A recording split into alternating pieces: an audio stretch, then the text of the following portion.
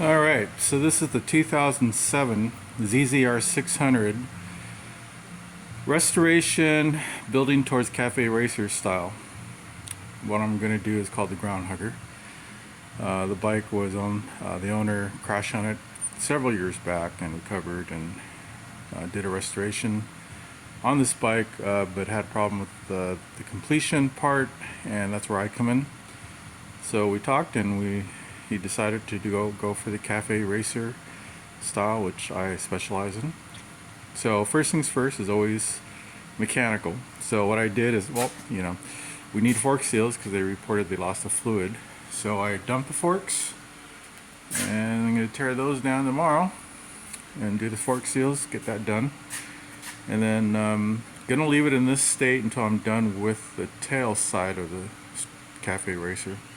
But also when I get the headlight system in, the forks being not there, I can get all the wiring set up and then get those forks on to mount up the headlight and the gauges. And I have to build the gauge mount so it hugs the key, and maybe do some detail work.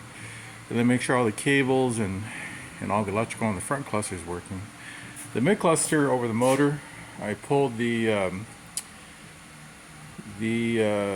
spark plug coils out, the igniter coils in there, and it's actually real tough. So I don't know if those ever been pulled. So I'm going after compression check and new spark plugs. There was a couple things that weren't mounted correctly down here in the mid cluster belly. Over the motor. I have the carbs off. I'm just going to go ahead and do a checkup on the carb. I may even go after that clutch, pop it off and see the condition and give the owner an option on that clutch. I'll clean up the wheels, check the bearings and disc and all that. These are subframe and sub panel, which none of that's going to be used. Got the rear axle assembly all proper order. I usually degrease these and wire spin them and re-grease them. There's the old signal, not using that. There's the old clip-ons, which I'm going to do something different. I took the brain units off. We have the carburetor there. Going to have a carburetor routine. Going to get a new fuel filter put on that. It's the old air box. And those are had a really tough time getting those out, real tough time.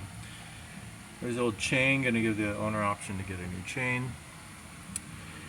A lot of these brackets, those foot brackets aren't gonna be used. So that's pretty much all encompassing right there. I got the harness off to the side. We'll deal with the kickstand problem, which wasn't mounted correctly, and other things. So it's just, I tear it down, get it to the design state, and then I can go ahead and start manufacturing an idea design. As soon as I get the parts in for it's going to be a traditional Cafe Racer seat.